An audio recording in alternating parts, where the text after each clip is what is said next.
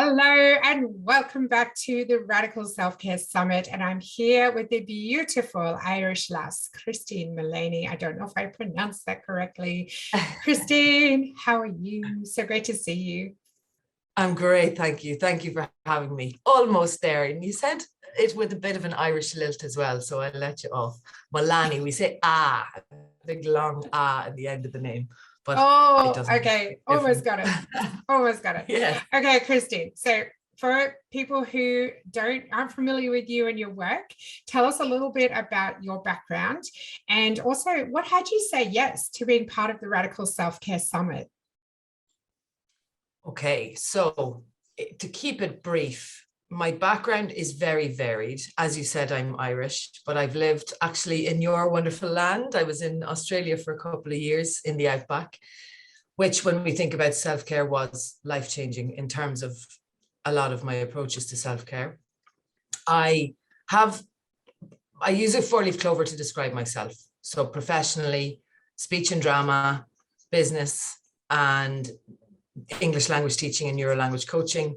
And the fourth clover leaf is love and authenticity. So that's probably what I would use it's what I use to describe myself. In terms of self-care, when I was very young, I learned the need to take care of myself.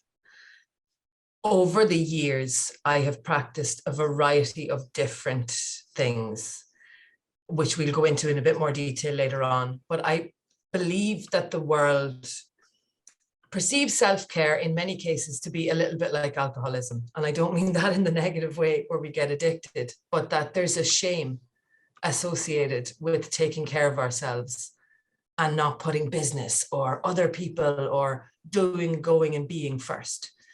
So that's why I said yes, because I really believe in what you're doing. I believe in us being kind to ourselves before anything else, because then we can be fully present and kind to others. What a beautiful answer. I love that. And so tell me a little bit about what you're up to at the moment and what's one of your big goals that you have for yourself? Oh, I love that you put in one of. Which one do I choose? At the moment, I am in the launch process of Christine.community. And what that is an online communication community that I would like to go global. No, not would like. I am going to go global with. Let's get rid of the would likes. The goal of the community is to bring together people of diverse languages, backgrounds, experience all over the world to learn and grow with and from each other.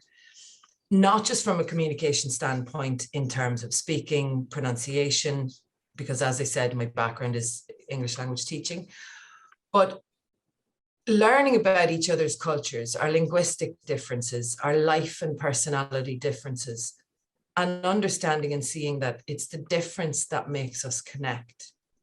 And we're all, at the end of the day, just human.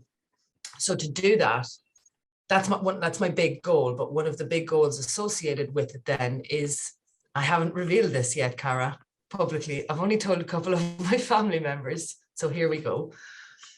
I think I'm going to take a year of no direction. Ooh. And what I mean by that is I'm going to spend a year traveling. I'm not sure where I'm going yet. I am starting with the Camino in Spain in August. That has been a goal for most of my life. But I'm 39. I just turned 39. I'm 40 next year. I've always wanted to work on every continent and have dived with great white sharks. So what I think I'm going to do is spend a year just seeing where my gut instinct and what's put in front of me takes me. But in doing that, I'll be growing the community because I'll be traveling probably mostly around Europe, and meeting people from countries whose first language is not English. So there you go. Oh my gosh, that is incredible. I love it. I want to do it too. Oh gosh, I'm so jealous. I want to do the Camino, definitely. It's on my list, as well as the Via Francigena, so in Italy, which is definitely on my list. So, oh gosh, that sounds amazing. Okay. Well, look, Italy is likely to be a place I'll go to. I adore Italians and I adore Italy. So if I know I'm going to Italy, then I'll say, Cara, Oh, give it a couple is of that weeks an or 2 invitation? months. Why Yes. not? Oh my gosh, I'm Listen, so there. I'm so there. You just keep me absolutely, posted.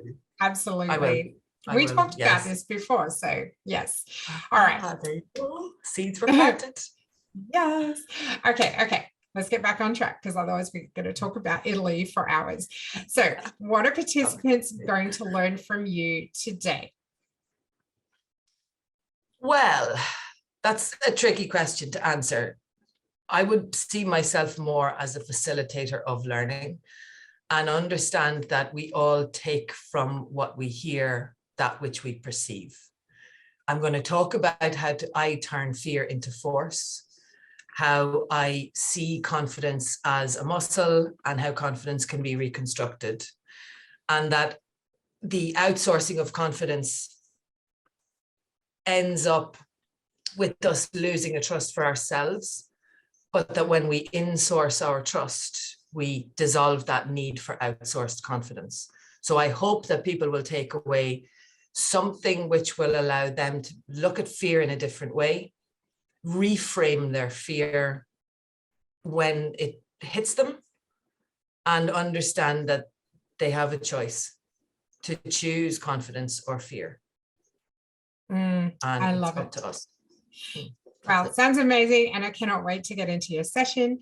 Let's do it. So thanks so much, Christine. I'll see you again shortly.